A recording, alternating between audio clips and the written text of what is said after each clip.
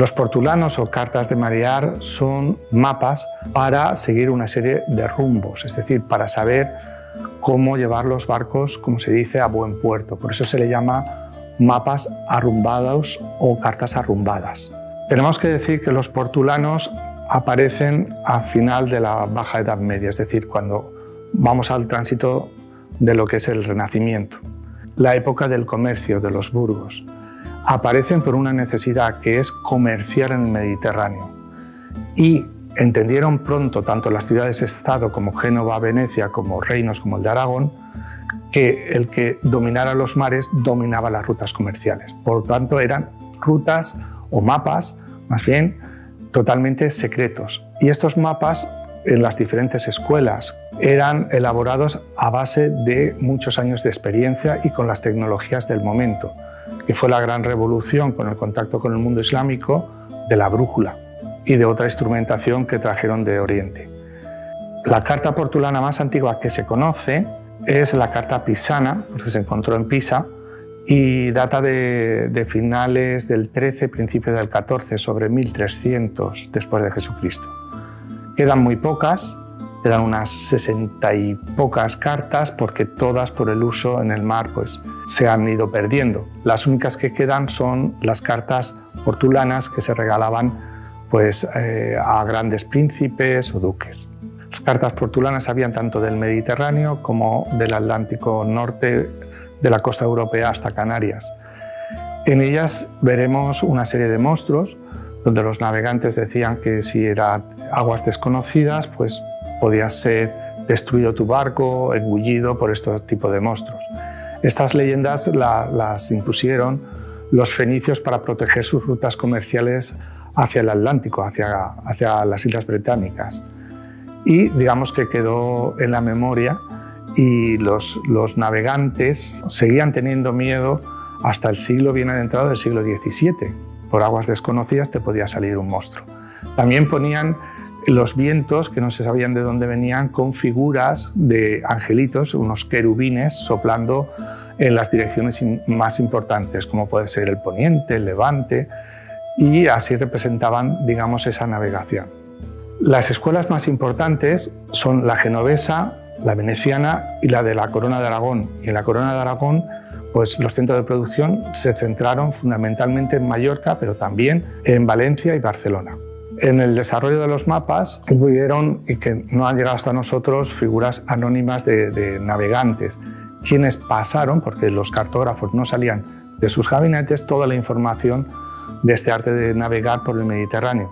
Pero podemos nombrar una serie de cartógrafos muy cotizados en aquella época, muy célebres, como puede ser Joan Martínez, como puede ser Prunes, como puede ser Cresques. Casi todos de la escuela mallorquina, fundamentalmente. Y casi todos con apellidos judíos, porque eran los que dominaban este arte de la cartografía. El mar en sí ofrecía una gran oportunidad para rutas comerciales. Así lo entendieron los reinos y ciudades-estados que estaban en el Mediterráneo.